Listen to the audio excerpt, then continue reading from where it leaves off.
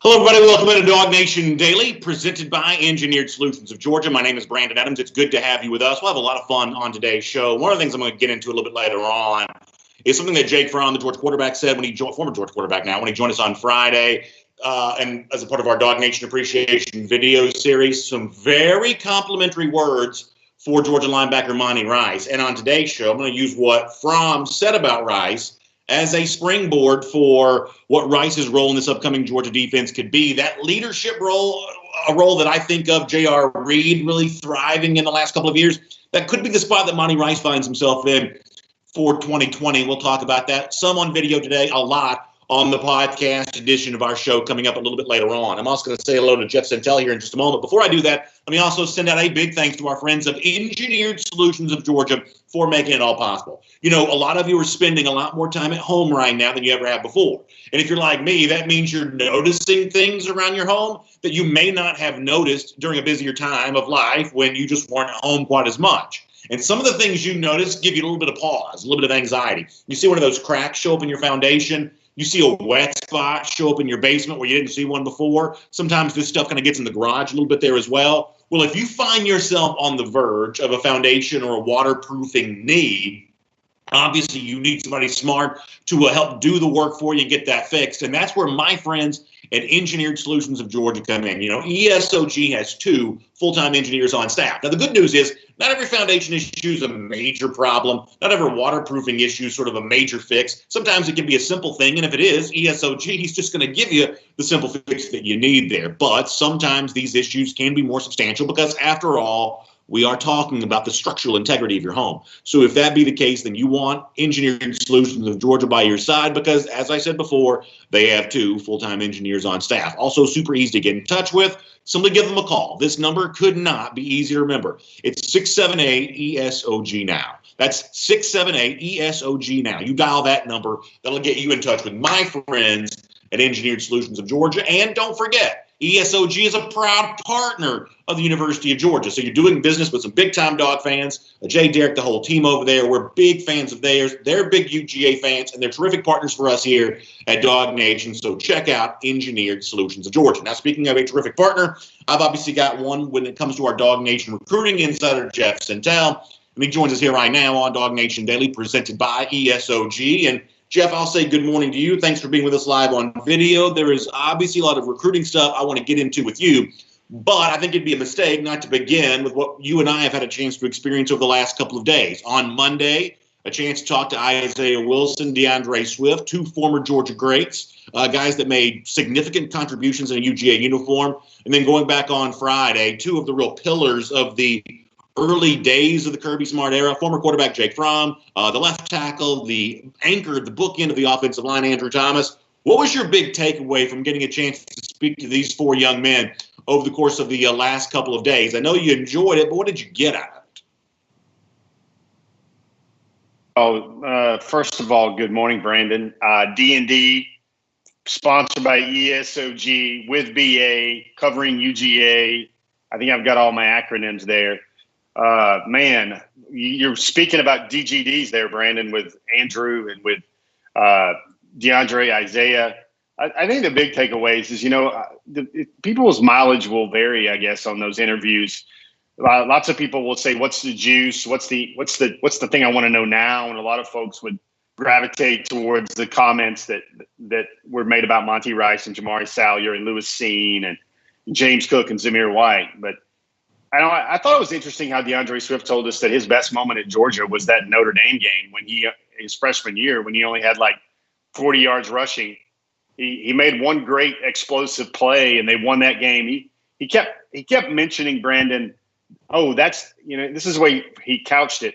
It's not the game when Georgia invaded South Bend. Oh, that's the game when Rodrigo got a scholarship and the team bonded and we had a real chemistry and a real brotherhood from that point on.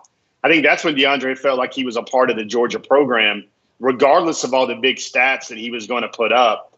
I think that's a moment. And then DeAndre said something very telling as well, where he was just like, maybe one of the only true reporter questions I asked him is I asked him, how's he feeling this draft stuff? I was like, does he care more about where he's getting picked, the salary slot, the fit, going to a big time offense, where he's going to live? And he was basically had a human moment there. He said, man, I don't know. I don't know anything. I don't know where I'm going to live yet. And to me, that kind of showed a lot of the stresses that both of those young men are dealing with, including high-value draft picks like Isaiah and DeAndre and Andrew. So one of the takeaways I had from talking to all four of these guys, all from the 2017 recruiting class, obviously when you and I get together, we talk about numbers and measurables. And on the measurable basis, the best this can be measured, the 2017 class is, I guess, only fourth best in the Kirby Smart era, 18, 19, 20, would all kind of rank above it in terms of the talent you collect.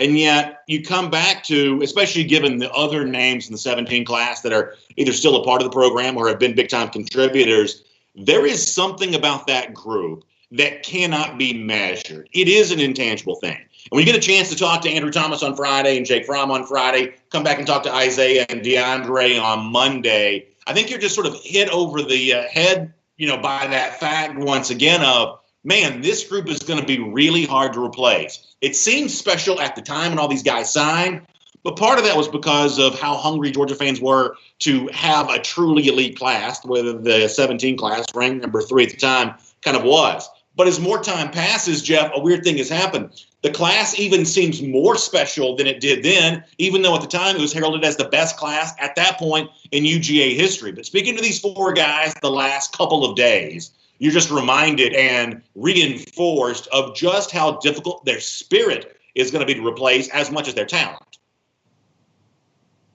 I think one of the things that clearly you took away from, first of all, Jake, is it looked to me, Brian, I don't know what your thought was, but I don't know if some smart agent in Jimmy Sexton's camp or CAA had decided they were going to put a halo spotlight on Jake in front of his computer for all these draft interviews. Because it really looked like the young man had 1,000-megawatt smile and that spirit. I think when you see Andrew on the day-to-day, and then you saw that, Brandon, did you see that NFL.com tweet where he's playing the keyboard? There's a young lady next to him, and she's singing Beyonce's Halo. Yeah. I mean, if I'm Arthur Blank or if I'm a millionaire, gajillionaire NFL owner, I'm sitting there watching that thinking, okay, we like this guy a lot, right? We have him as a top 10 pick, right? That's the guy I want to give $170 million of my money to over the next 10 years. I mean, Andrew, to me, seems like the perfect, ideal professional, a future community leader type. He seems like a kid that's wired exactly the right way where football's not too big, even though he's a tremendous player. What a professional football player should be like. And you want to talk about one of the safest investments right now if you're an NFL owner, giving those bucks, those mega bucks to Andrew Thomas, percussion, Pace Academy, 3-year starter at Georgia, one of the best PFF pass protection grades whatsoever. He seems like very much a sure thing. And I always thought it was interesting, too. Isaiah it seems like all those guys in the ecosystem of Georgia football certainly played a unique and defined role. One of the things that I love to ask Isaiah about was, man, he just got into his celebrations and his touchdowns so much as a Georgia Bulldog. Oh yeah, it seemed like he was having as much fun as anybody out there. Yeah, no doubt about that. Let's turn our attention here to recruiting, and obviously Georgia got a big pickup on Sunday. Judy, the 4-star edge rusher out of Philadelphia. Jeff, I know you had a chance to talk to Judy and had a chance to kind of study up on him even more than you already had. What do you make of his presence in the 2021 class, and kind of give us an idea of kind of what he means as a player right now? I guess I'm going to start with some information that will catch your ear a little bit. He visited Florida late in the 2019 season. He got Florida in his top 6 back in December. Georgia's not even in there until they offer in January. He takes a visit about 2 weeks later. It is his only visit to Georgia. He moves up his timetable considerably, and he's a Bulldog basically within 4 months of his offer from the University of Georgia. He made a top 6 in December, Brandon. Georgia wasn't even in there. I think this is a very highly adaptable player. I think he's one of 3 outside linebacker targets they will take in this class. We're going to have a story coming up on DawgNation today that I'm going to tell you, when I learn 4 or 5 things about a kid after an interview, that means I got to bring that to some folks on the DawgNation.com webpage fairly shortly. And there's some things about Elijah Judy I can safely say that I've never written about quite as much before when it comes to a prospect in terms of his versatility, the type of athlete he is, how much football matters.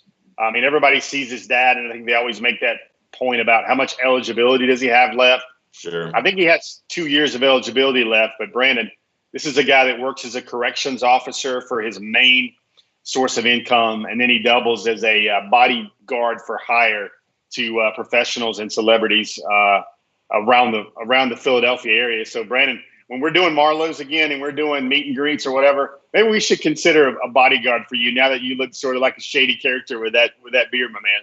I got to tell you, as impressive as I think Elijah Judy is as a player, something about corrections officer by day, bodyguard of the stars by night, that seems like a Netflix series that I need to watch, or an HBO series right there. I feel like that's fertile soil for some pretty juicy drama on both those fronts. I've learned a little bit about it. The mother's a teacher. That's why Elijah has so much academic prowess. His sister is basically, I've been told, she's a budding R&B star, where she has incredible pipes. She has great vocal talent, great vocal range. This is a kid that, young men gush about. And one of the things that I've heard from some of the coaches in the Philadelphia area, when I kind of checked the tires on how good Elijah Judy was over the last couple of months, is they rave about Judy, but they also rave about, kind of tying in what our earlier topic was, Brandon. They said that Swift and Webb have established the blueprint for how you go about your business from the city of Philadelphia, and you get on your way, put yourself on the path to football stardom. I got more questions for Jeff Sintel coming up here on DawgNation Daily. I also want to remind you that, a lot of UGA fans have great pride in their football team, but they also have great pride in the university itself. And given the challenges of what we're dealing with right now when it comes to COVID-19, the coronavirus, all that kind of stuff, I think the work being done by UGA, at UGA, in and around the campus has never been more important than it is right now. And our friends at the UGA Alumni Association are calling all dogs to help step up and support that. Now, there are 4 different ways you can do that. I want to make you aware of that. I'm going to give you a call to action here at the end. One of the things you can do is financially support the Student Emergency Fund. Think about the UGA students that right now find themselves in harm's way for a number of reasons, but specifically right now, maybe due to the coronavirus. The Student Emergency Fund gives you a chance to support them and just kind of help them stay on their feet as they work their way through school. You can also support UGA researchers who are doing the work necessary to maybe eventually lead to a COVID-19 vaccine. That's really important work. There's great scientific achievement happening on the UGA campus, and you can support those researchers with some valuable funds to help get that done. You can also become a UGA mentor for UGA students who may be in the midst of some professional confusion, just given the current state of what's going on in the classroom, the job market they may find themselves in once they're out of school. Being a mentor right now is an incredible thing to do to sort of help pass the baton to the next generation of UGA grads. You can also share your stories there online too, and we can celebrate those who are on the front line battling against COVID-19, and of course so many of the UGA community doing that right now. So here is the website you can go to kind of get involved on this and help celebrate, honor, but also propel the work that the University of Georgia is doing to kind of make the world a better place in a post-COVID-19 world. It's alumni.uga.edu/COVID-19. Of course, if you're watching on video, you can see this on your screen. I'll read it once again, though. Alumni.uga.edu/COVID-19. That'll get you in touch with the UGA Alumni Association, and you can support the great work this university is doing to help protected students, but also make the world a better place. And Jeff Sintel, getting back to the subject of recruiting here for a moment. Obviously, I love juicy recruiting rumors, and we got one here. Now, you can tell me how much this involves Georgia or how much of this is just sort of a juicy rumor taking place outside the boundaries of UGA. But I believe it was TigerNet that had this first, tigernet.com.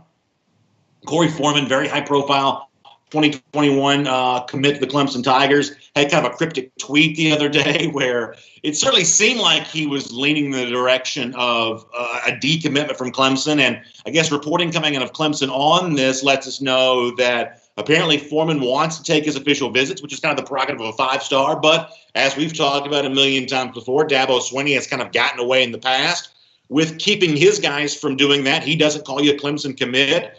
If you're visiting elsewhere, you can decide if that's a good idea or not, but that's Dabo's policy. Seems like, though, Foreman might be on his way back on the open market. So I'll ask you, given the need that Georgia has for these impressive defensive guys for the class of 2021, if Foreman is out there, is Georgia back in play again?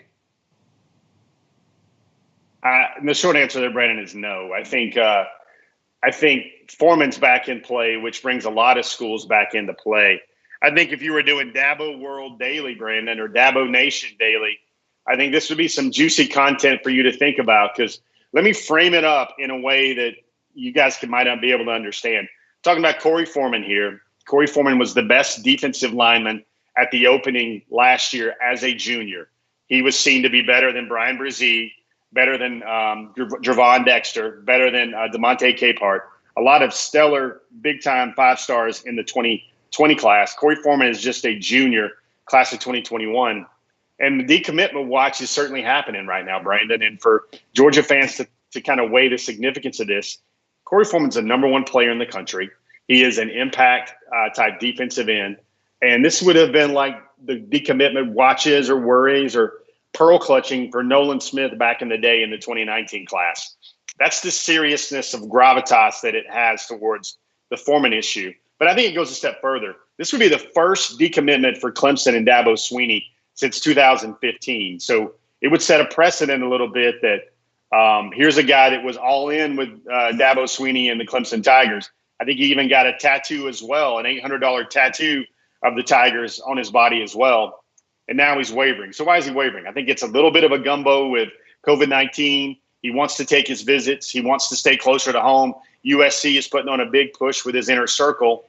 So I think all those things are happening with what's going on with Corey Foreman. Sure, Georgia would be one of the schools that get an official visit. Brandon, my big pushback on this story, though, is this is a young man that before he commits to Clemson, the rules are laid out. They say, hey, man, commit when you want to, but you're not going to take official visits after you commit. So if you want to take visits, go ahead and take those now before you commit to the Clemson Tigers. So when a young man, I think a lot of the Clemson folks I know, when a young man knows those parameters coming in and then has a second change of heart that says, no, I think I deserve my visits, I want to take my visits, I think that's what's interesting. Not so much as, oh my gosh, somebody doesn't like the Clemson Tiger program and is not all in from the jump.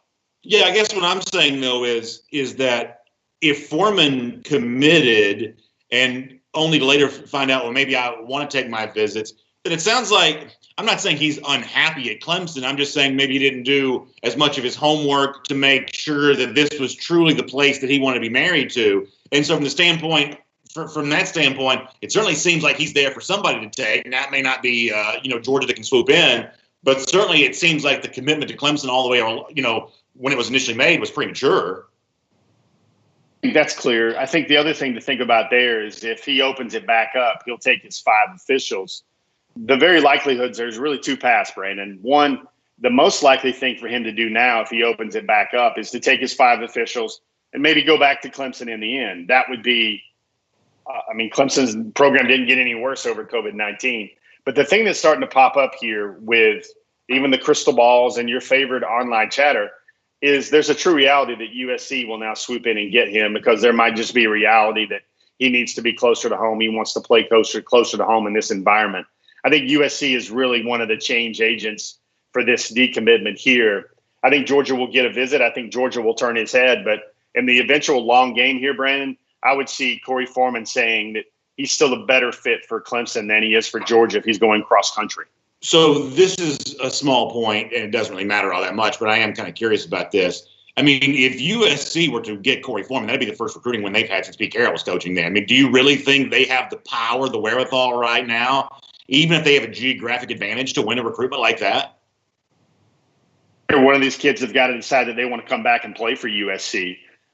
They've got a strong brand, Brandon. They might not have SEC facilities yet. They might not have the stadiums, the indoor practice facilities, the pageantry that a lot of these programs on the East Coast have. But it might be just a simple matter that it's going to be awful hard for the loved ones, Brandon, to go see him play every week.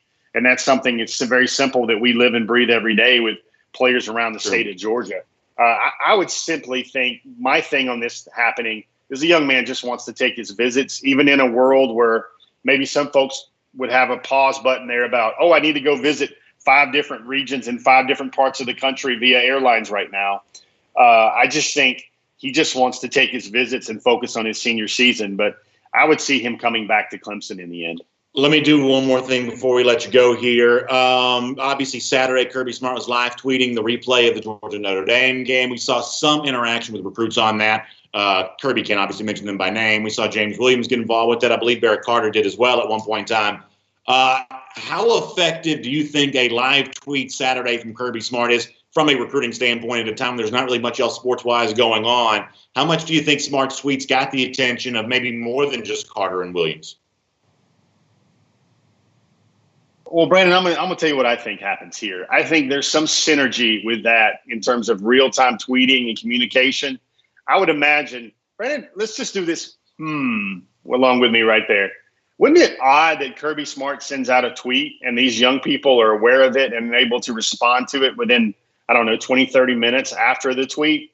I think there might be some synergy going on there in terms of, hey, man, pay attention to these tweets, man. I might be calling you out on one of these plays right here or something else like that. That's a way where maybe it's not so much fun for podcasters and the DawgNation crowd out there.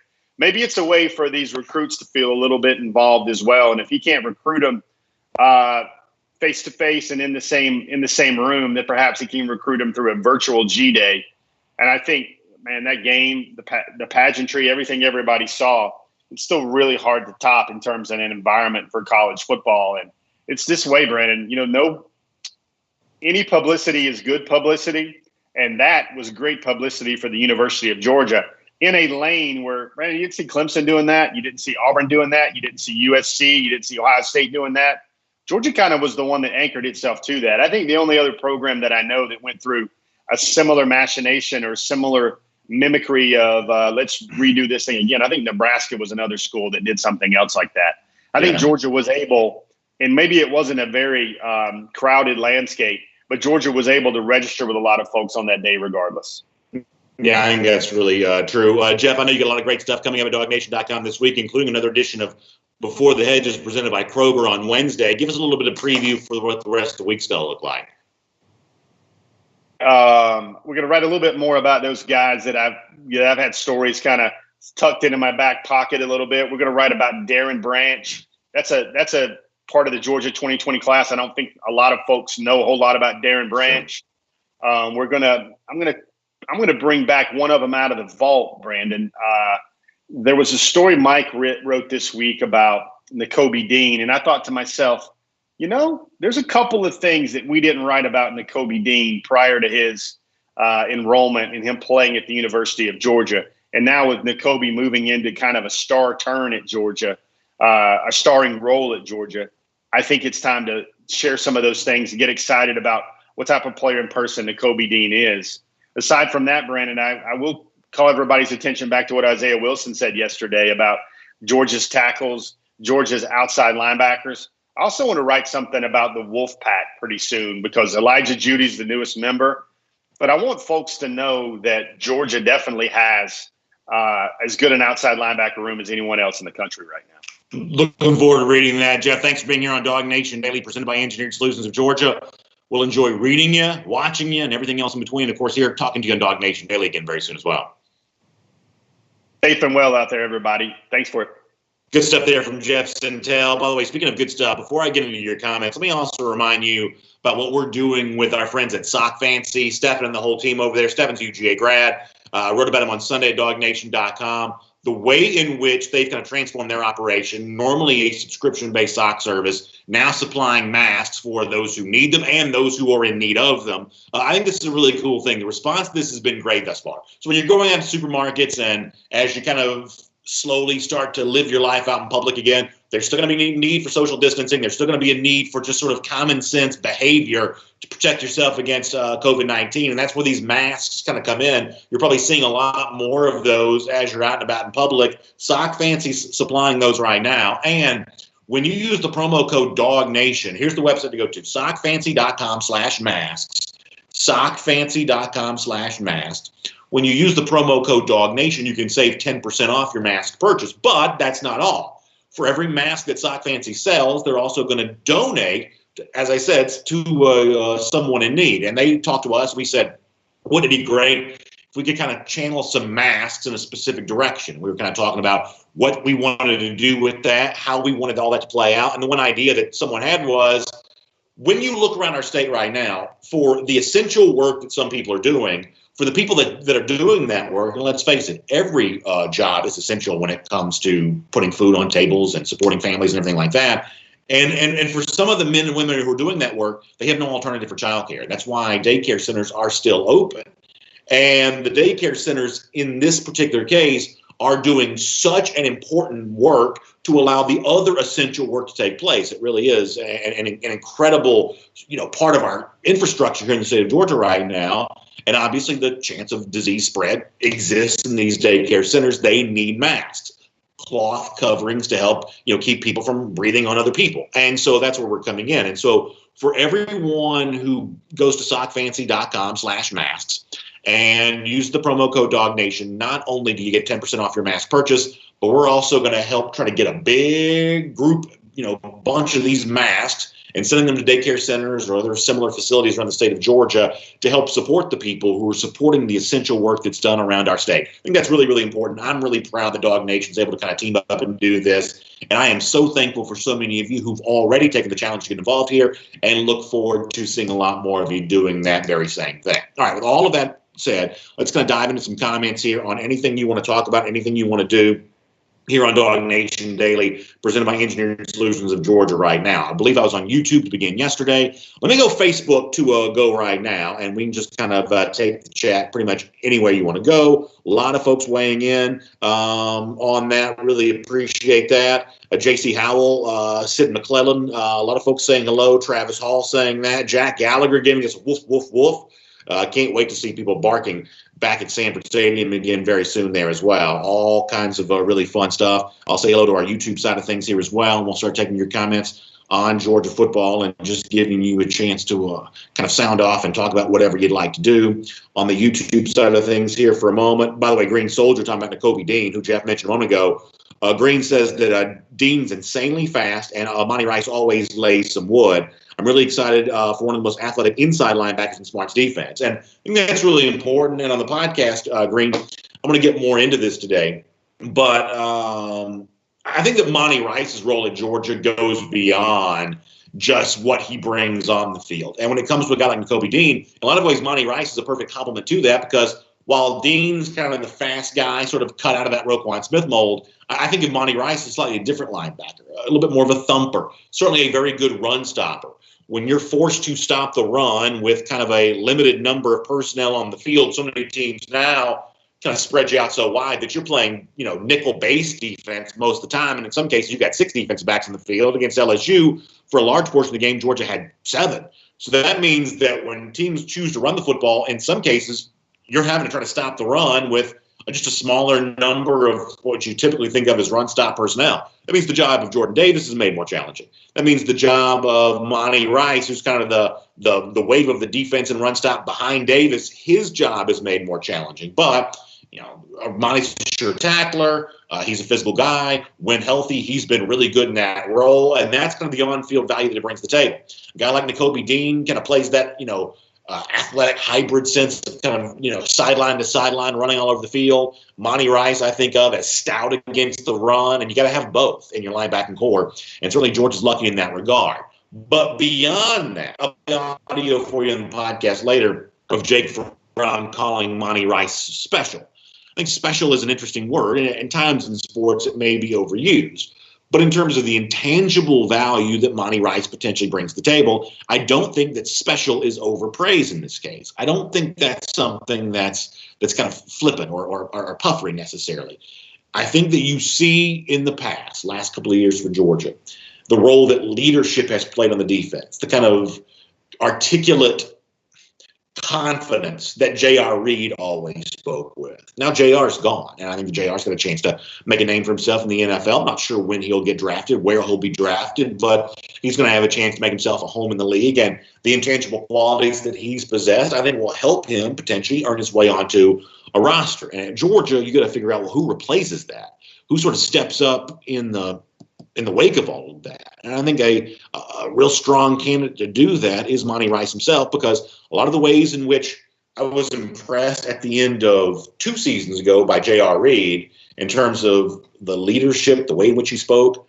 I kind of got some of those same vibes at the end of this most recent season from Monty Rice. And so we'll talk more about that on the podcast today, what it means to be special, why that's more than just what you contribute on the football field, and why Monty Rice kind of has some of those intangible leadership qualities that are so important in a situation like this. We will certainly talk more about that. Michael Porter says, I'm right. I appreciate you, Michael, checking in on that. Thank you very much.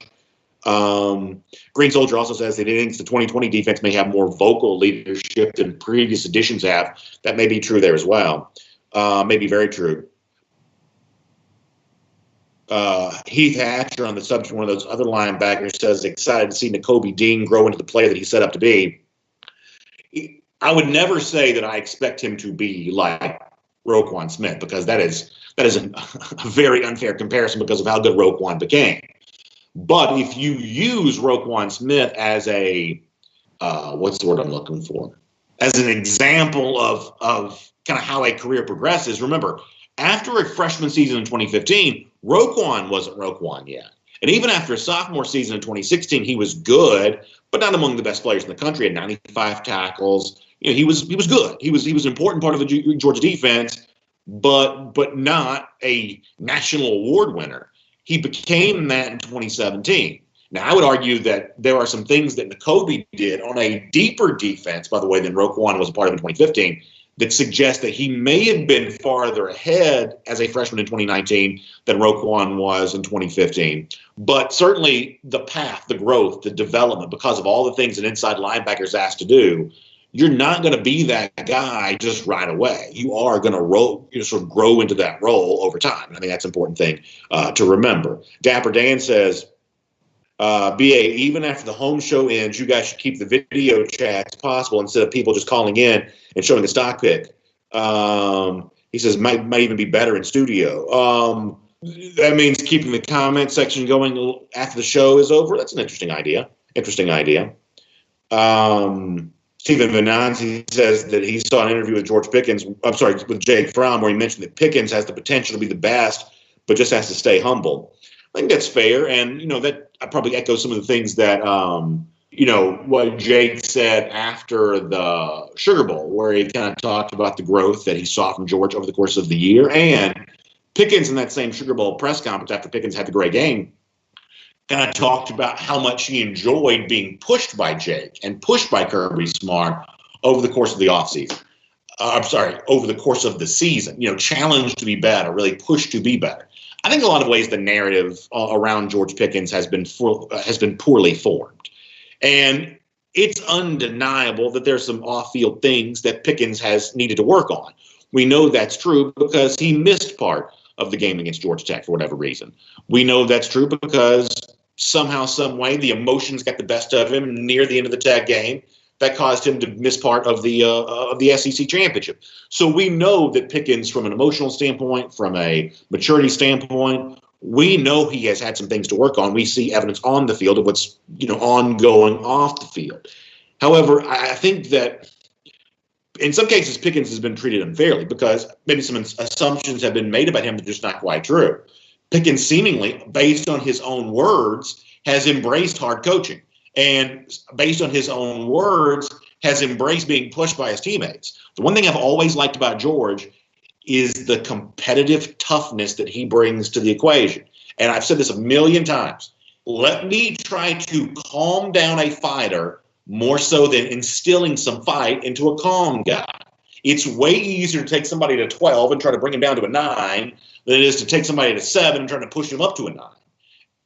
That fire is either inside of you or it's not. Pickens has got it.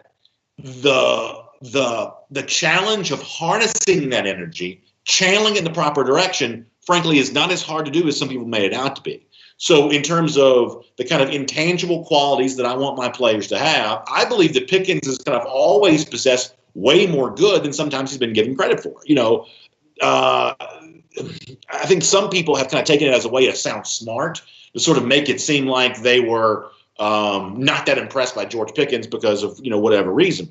But the truth is Pickens has got just surplus supply of the thing that all great athletes really have, which is that sort of fire in their belly, that fight on the inside. And so, yeah, channeling that, focusing that, that's required, but that's a lot easier to do than to take somebody who's a little bit passive and who maybe doesn't love the game, maybe doesn't love hard coaching, and sort of pushing that guy to be the best he possibly can be. That's the thing that over the course of life, you don't really want to do all that much. Pickens has got loads and loads of really usable, good stock. And I can't wait to see what he does his sophomore year. I've obviously been high on him the entire time. And I'll continue to say that I think the sky is the limit for what he's able to accomplish. He's got some things he's got to work on. No one denies that. But what's right about Pickens' game is far more substantial than what's not. Let me go back over to Facebook here for a moment. We'll get a few more comments as we roll into our R.S. Andrews cool down. As we do that, I'll remind you that air conditioning is kind of cutting back on. Is yours working the way that it should? You need that Smiley tune-up. If it isn't, they'll get your system back to factory fresh specs. You can find out more information about that at rsandrews.com. Dari, the whole team after there, they're famous for putting smiles on faces. And if you've got a issue with your air conditioning or your heating or your plumbing or electrical systems, you're not smiling right now, but after dealing with R.S. Andrews, you can be again. So find them online at rsandrews.com. Let's get a few more here. I don't know if I'm not seeing the Facebook comments all right away or if we're just a little bit off topic there today, but one way or another, a little light on the Facebook side of things for the moment. Philip Jordan Wells bringing up General Pickens. Listen, Philip, I'm excited about Pickens for sure. Bob Garrison says, are you shaving if the season starts? The honest truth is I haven't decided what I'm doing about this. I'm starting to like it more. There are parts of I've said before that like the worst thing about having the beard is when you drink something or sometimes when you eat something, the food, the drink just sort of spills all down your face. I haven't quite figured that part of it out yet, but thus far I'm kind of okay with it. I'm kind of okay with it. John Pendergrass says Pickens can be great if he keeps humble. I guess that's the other thing too is, when it comes to the humility from Pickens, I don't know that I've seen a lack of humility from him. I really don't. I think this is a guy who, when he got a chance to speak after the Sugar Bowl, said all the right stuff. I think there's some anxiety on Kirby Smart's part about what he would say. When it comes to a lack of humility from Pickens, I really haven't seen that. Now, I'm not telling you he's perfect. Off the field, we know he's got some things to work on. We have enough on-field evidence to prove that. But in terms of a lack of humility, that's not something I've necessarily seen with my own eyes. Doesn't mean it doesn't exist. I just haven't necessarily seen that with my own eyes. Miriam Martin Corbin says it's been fun getting back to join you. May have to go back to work on Monday. I'll miss y'all. Miriam, we'll miss you too. It's been nice to see your name in that comment section again there as well. And we're happy to know that you're out there. And we, of course, just continue to hope you and all the folks who tune in to watch us live on video continue to stay safe and healthy. And we're just really thankful for the conversation we're able to have here. Marshall Fleming says that Pickens is one of the Marshall says that Kirby said that Pickens is one of the toughest and hardest workers in practice. I mean, that's kind of what I've seen more of. And once again, not to say that, he's not, living his life, with a little bit of a chip on his shoulder. That may be true. But in terms of working hard at practice, it seems like we have more public evidence of that than we have of really anything else. And I'm glad you said that. Brian K. Whitehead says, as long as the dogs keep winning, you got to keep the beard. Maybe I will do that. Jacob O'Neill also calling to have the beard cap. I like that. Jeremy Smith says the receiving core will be great this year. I think great's an interesting word there in that regard because one of the things, statistically speaking, that Georgia's going to deal with this year, very similar to a year ago, where prior to the season, a lot of the math folks were told us, Georgia doesn't have enough returning experience in terms of measured by the productivity, yards, touchdowns, things like that. That's going to get Georgia in some trouble. That's what some of the math guys told us before the start of last season. And as it turned out, kind of ended up being true. This year, things really aren't all that different. That, once again, from a returning productivity standpoint, Georgia doesn't bring back a ton. You bring back George Pickens, who's, I think, potentially fantastic. Dominic Blaylock coming off of an injury, but you lose Lawrence Cager. You lose the contribution that Tyler Simmons made. Georgia, from an experience standpoint, in terms of total number of receiving yards returning is still not incredibly high on a list like that. So Georgia is still going to be somewhat battling inexperienced receiver. Once again, the same way that Blaylock and Pickens were called upon to have a major role last year, Georgia's going to call upon at least one of these freshmen from the 2020 class to also play a big role again this year as well. So while I think there's a lot of justified optimism about the receiver position, it does not begin the season, even though Pickens himself is maybe the most famous individual name currently on the Georgia offense. In terms of the way the preseason magazines are going to write about Georgia and things like that, this is once again a year in which wide receiver won't be kind of viewed as a strength for UGA. It's one of the reasons why I can't stand when people sort of scapegoat receivers alone for the problems that Georgia had last season, because ultimately the overall profile for this year's wide receiver group really isn't that different than what it was last season. So individually, Pickens is as well known as anybody Georgia has in the offense at the moment. Collectively, the receivers, though, this is still not going to be viewed nationally as that kind of elite group. Now, maybe the results in the field kind of change that. But for now, receivers is still kind of a question mark for Georgia on the basis of the way that most of these preseason prognosticators are going to kind of sell all this. Matt Rugavina says a year from when BA is clean shaven, we're going to have to bring back pictures from our quarantine days. Yeah, our buddy Michael Carvel, who's our remote producer right now for this version of DawgNation Daily, has kind of done the side-by-side thing of me from Rose Bowl 2017, a little younger, a little more clean-shaven, to the grizzled veteran that I've become now with the beard on. Phil Rogers says Dogs need to go 4 wide, throw the ball to James Cook, put D-Rob in the slot. I think both Cook and D-Rob have a chance to really thrive. Munkin's a lot better offensive coordinator than what James Coley was. I don't think that Coley had the creativity necessary to get the most out of Cook and get the most out of D-Rob. They tried, they just didn't succeed. And I think that James Coley's got a lot of value, and I think he's a good coach. And while his star may have fallen now, it has a chance to rise back up again. And at a certain point in time, he could be back coaching somewhere in a more high-profile role, may still eventually become a head coach, which I think was his original trajectory. But in terms of being offensive coordinator last year, for Georgia, that was a failed experiment. Kirk Herbstreit said as much in a story that you can read from Mike Griffith at DawgNation.com. And I think that Todd Monken is just better suited for that. Am I going to predict a Joe Brady-like resurrection for the Georgia offense under Todd Monken? I'm not doing that yet, but I'll be surprised if the results aren't better, because I just think that Monken is more equipped to be an offensive coordinator than what James Coley proved to be. And I liked Coley when he was first hired. This is not revisionist history for me. I've got to admit that I thought Coley would be better than he was. It just turned out that he wasn't. Let us get a couple more here. Hoop Dog, thanks for the kind words. And by the way, Hoop's got I'm looking at his avatar on YouTube. That is a beard that I don't believe I'll ever be able to match from Hoop there. That's pretty impressive. Devin Glenn says he thinks that James Cook will play way more this year with a 1-2 punch with Zamir White. I think that certainly way more from James Cook is, I think, very realistic, and it'll be interesting to see how Kendall Milton fits into all of that. Dapper Dan talking about the future of football. Boy, hard to figure some of that kind of stuff out. Lane Johnson says stay on the beard team. So a lot of folks weighing in as pro-beard right now, which is kind of interesting to see. Johnny Lester also thinks that Pickens will benefit greatly from the new offensive coaching staff. He might. I also think that new offensive coaching staff will benefit greatly from him. A dependable target for Jamie Newman to be comfortable with. Not only can the new coaching staff bring the most out of Pickens, the truth is I think the impact of Monken may be better felt by the receivers a little farther down the pecking order.